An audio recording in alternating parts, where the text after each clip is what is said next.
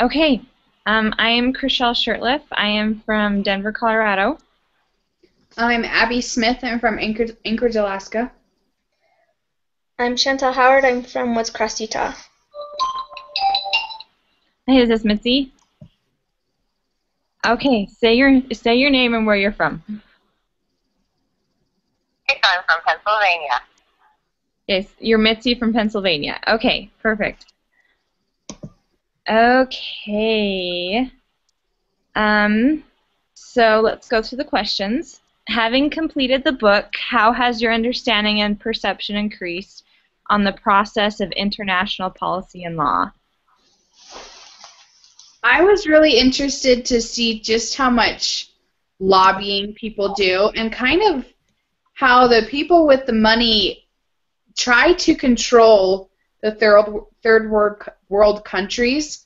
And it's just amazing to me that they took their power to push forward their agenda.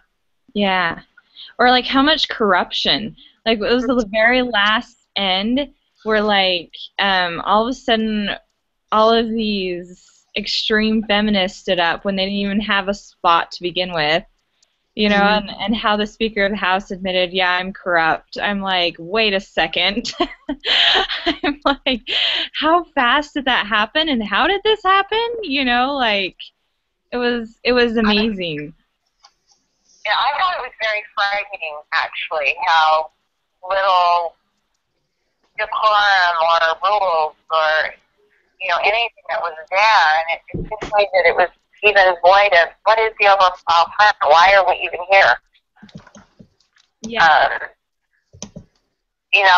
like, what is their purpose? And to me, it seemed like a platform to promote whatever they wanted to promote. But is there a framework that this is supposed to work in? Mhm. Yeah, and I think that's what made him kind of upset to begin with, because he's a lawyer. So when everybody like erupted for 3 hours and there was like no order, he was like, "What's going on?" You know, like there's no framework. What is this? You know? Yeah. I was really surprised how powerful the women's caucus was. How how they could do that. How Yeah, they could have so much power. yeah, yeah. And So how they were so evil with it. I mean, they followed him around. Like, they stalked him. I made it. are you on? What was that, Mitzi? I guess I think I got connected Oh, that'd be to you. awesome. So that will be good if I am. But anyway. That would be awesome. Anyway, so yeah, what about you, Chantel? What did? Just like you, like how, like it was almost kind of unorderly. Mhm. I don't know, like it would be frustrating, like especially for him, because like there was one part where he like just waiting before it all, like he just like blew up and was like, "Stop!" Yeah, Hmm. yeah, it was crazy. It was kind of confusing to me in that like at first I'm like, what is this? Are they like trying to find out the definition of marriage globally? Like I had a hard time at the beginning of the book understanding what the conference was for originally. Mm-hmm. Yeah. Okay, so let's go to the second question. What role did you see the Lord playing in Professor Wilkins' effort to advocate for the families of the world? What lessons did you learn from your own efforts? I had his whole life led up to the Lord's hand and him being there. Mhm. Um, there were just so many things that he had experienced in his career that enabled him to do what he needed to do there. And even a whole story about his writing really quickly for the Boy Scouts, was it the Boy Scouts? And Uh-oh, I lost her. Well, while she calls back, I think obviously, I think that the family proclamation came at like a very important time, and it was very planned on the Lord's part. It wasn't just, oh, this might be a convenient time. It was very purposeful. And I love that before he got to know that he was a speaker, like before he was like told he'd be a speaker, he knew in his heart that he would. And so I think the Lord helped prepare him personally in those days by like getting ready for something that everyone else thought, oh, this is possible, but he knew it was happening. And so to have that personal confirmation would definitely be the Lord's hand at work. I kind of wonder if it was kind of like deja vu for him. You know, like, I don't know, there's a philosophy going around that like deja vu is just like things or events that you agreed to do when you came to this earth. Mm-hmm. And I wonder if it was, and I wonder if he's a lawyer. Yeah. So when everybody erupted for 3 hours and there was like no order, he was like, "What's going on? You know, like there's no framework. What is this? You know?" I was really surprised how powerful the women's caucus was. How yeah, they scared me. Yeah, they were scary. Like, wouldn't want to be mixed up with you, you know? Like, just, oh my word.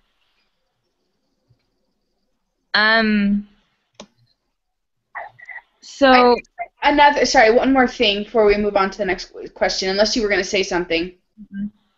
Another thing was the brother, I don't remember his last name, but the one who came up and said, are you members of the church? Mm-hmm. You know, definitely I think that the Lord probably led him to them. And I just thought that was really interesting how that all played out. Yeah, I agree. I think that everything that happened was the Lord's hand, and that's why he wrote it the way he did, is he was trying to show people that, you know, the Lord's hand was in this. Like, it wasn't me writing, and you could see it every time he sat down at a computer to write a talk or something. He was like, it just came, you know, and so it was just incredible to see the Lord's hand. There were a few things I got cut off from that. There were a few things that other things that I noticed, that, like, the misunderstanding about the Kennedy Center that he was from, how that opened a door for him to get in, and how he was actually able to give his speech at the second event when nobody else did. You know, of all of the people that were up there on the stage that had been bumped by the Women's Caucus, he was the one that got to say something, and I just think that the Lord was interfering with what the UN had going on, make sure that this word got heard. Mm-hmm. Yep. And then his change of heart about the proclamation for the family. And the words that his wife said to him, mm-hmm. you know, on the phone, that were so comforting and motivating. Mm-hmm. Yeah, the darkness that he felt, like, and I like the parts where he went and called his wife, so that it was like his glimmer of light. I think that goes on to the next question, like, who played important roles? And I think, honestly, his wife played one of the most important, was because what he was going through was so hard for him. And to have somewhere where he can go back to, like, a base, you know, where he could go and stress and be, you know, at his limit, and then he can go back to her and just talk and get back down to, you know, a normal level of emotions and prepare himself for the next round. And I think she was so helpful. Mm-hmm. Yeah. I think even to, like, go back to the previous question, like, I think she's a blessing of part of the Lord's hand, because that's got to be hard to see your husband, like, struggling all the time, because, like, it's not, like, he even said kind of that he didn't want to do it, but he knew he needed to do it. Mm-hmm. And so it's definitely, like, the wife, I think, played a big part, saying, like, I'll pray for you. Yep, I agree. I think that was. I think she was a very powerful force in his life. Mhm. Yep. Well, and also something that I really liked was, I think it was Susan, where she's like, you should just come and say something. By just offering that invitation, it was kind of like opening a grander door.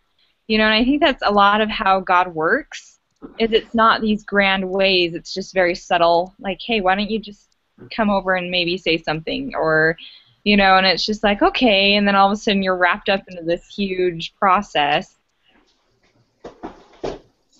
Yeah. Can you open the dishwasher, please? I think Victoria was trying to call us. Let me see if I can add her very quickly.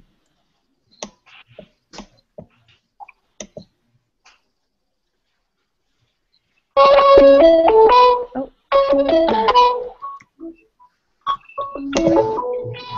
I think I really got in this time.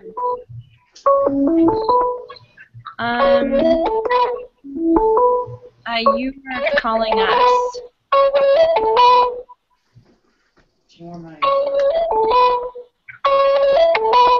No.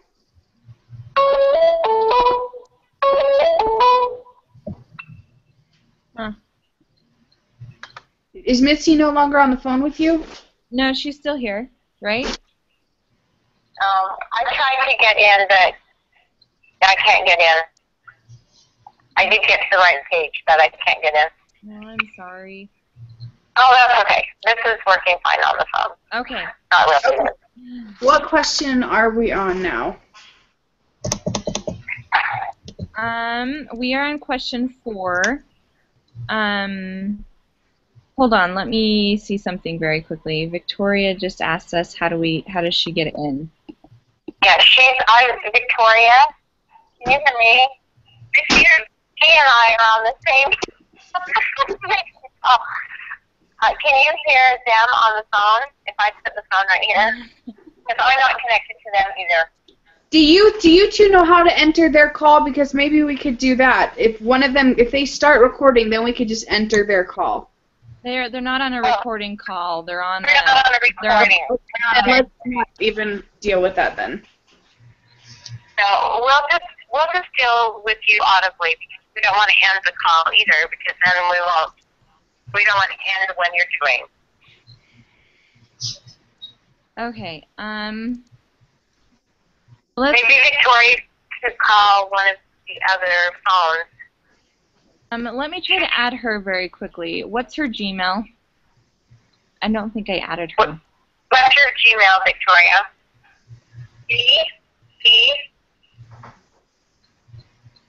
Ocery.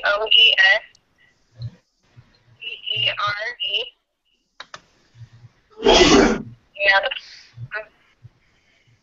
Did you get that, Chriselle? I didn't, but that's okay. I'm gonna look it up here very quickly.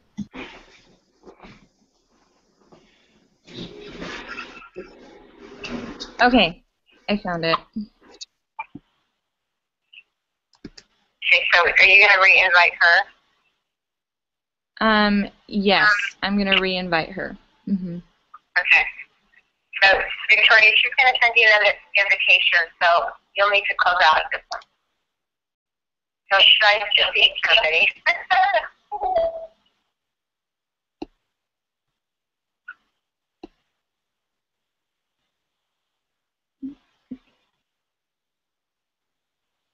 No, it won't let me copy it and paste it.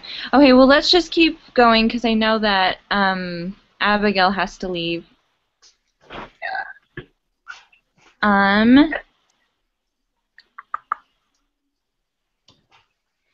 Sorry, I'm still trying to add her. This is so weird. While you're doing that, I thought that there were a lot of people that belonged to the United Family International that were very supportive to him as well. Kind of the cheerleading section. Yeah, I agree. He got a lot of support. Once he stood up, he had so many people that were behind him. And I think that's why they ended up being successful, is because so many people agreed with him, but the opposition was just so loud and so intimidating that it was hard for those smaller countries and other groups to stand up for themselves. But once one person did, they were willing to stand behind him.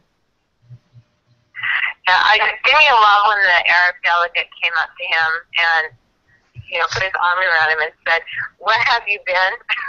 Yeah. Thank you for giving us a voice." And again, I think It really goes to show him. the power of the Lord helping him to have the courage to stand up and to say the things that he said. That speech that he gave at the very beginning about how, when they were debating whether or not the speakers were going to speak, about how unlawful what they were doing, was that they needed to just get to business. I just thought it took a lot of courage. Yeah.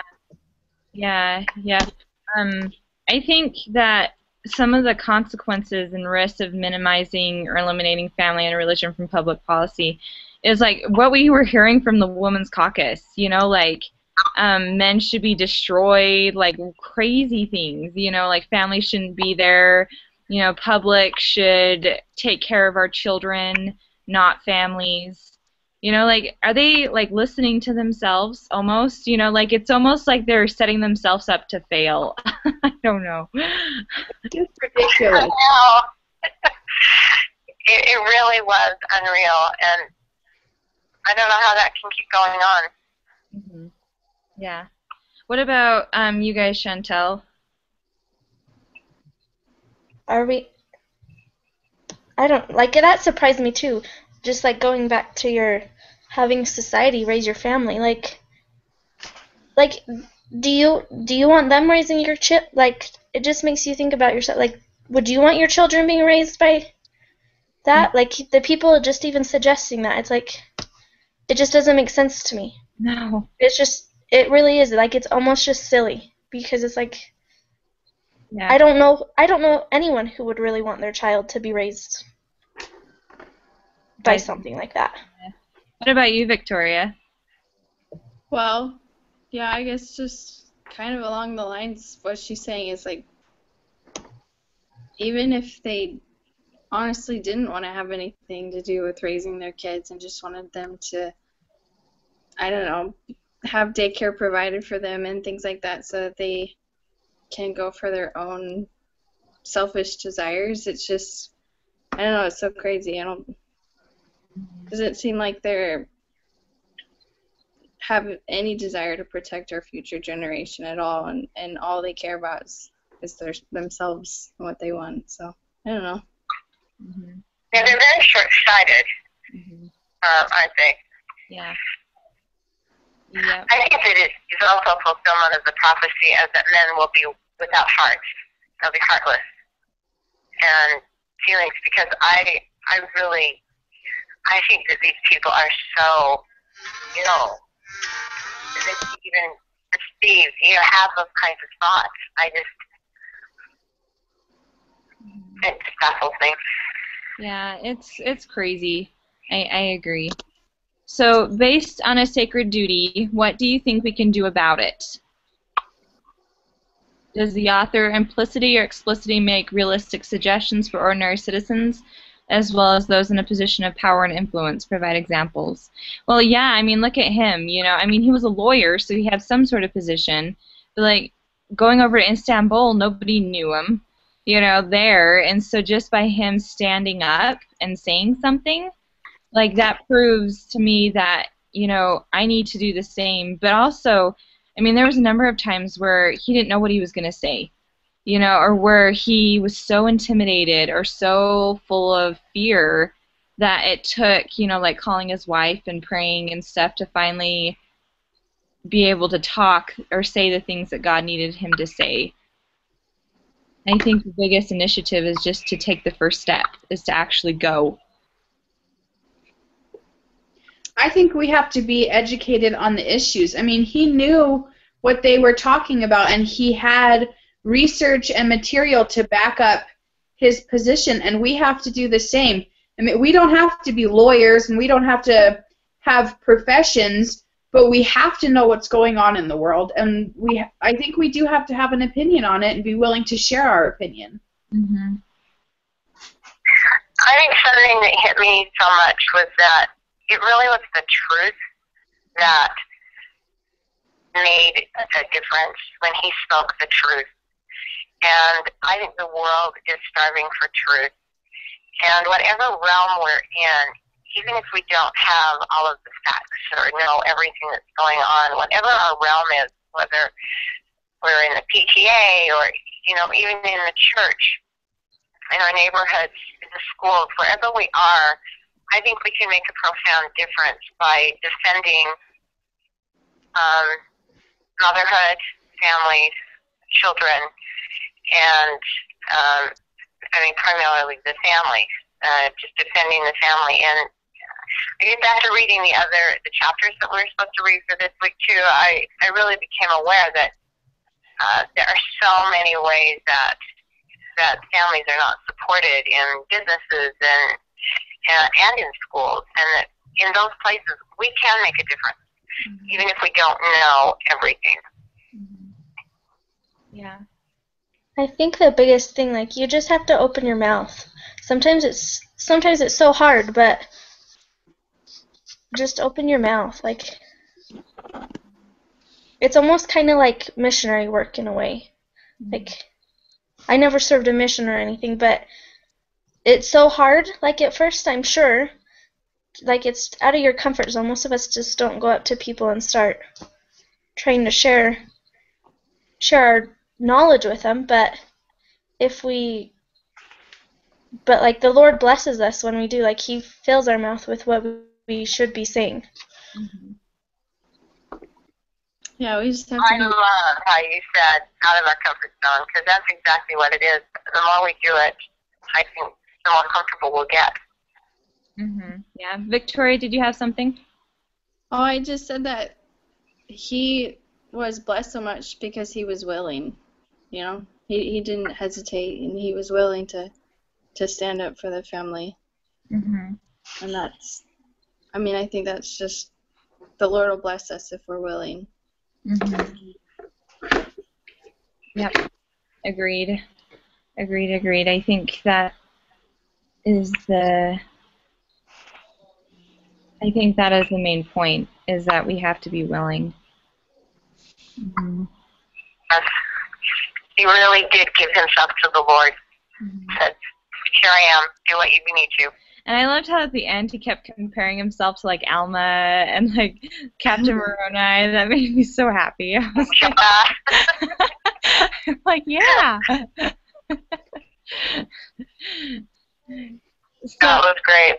That was a great read. It was. It was a really good read. I have to agree. Mm-hmm. Yeah, so it makes me kind of want to, like, speak out against feminists a little.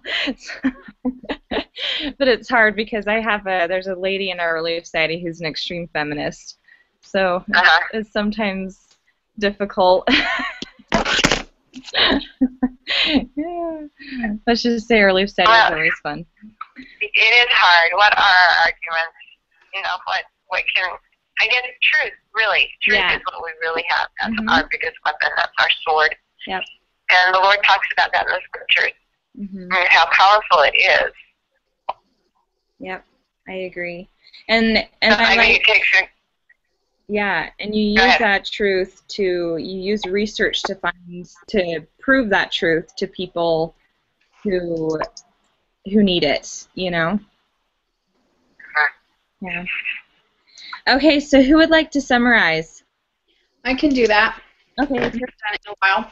Okay, so the first thing we talked about was how surprised we were at kind of the corruption and the evil that was taking place at the UN, and how they tried to push their agenda so much by using their power. But we know that the Lord is looking out for His people, and He puts other people or situations in our lives where we can do His will. And we know that We just have to make the first step to be willing to follow what he wants us to do. And we need to, research thing. And I like that you, Chriselle said, research to prove the truth. And we do have the truth, and we have revelation on our side, and we just can back it up with research and put it in a language that the whole world can understand and agree with. Mm-hmm. Anybody want to add anything? Okay. I think we're good. All right. Okay, I'm going to stop the broadcast. Okay.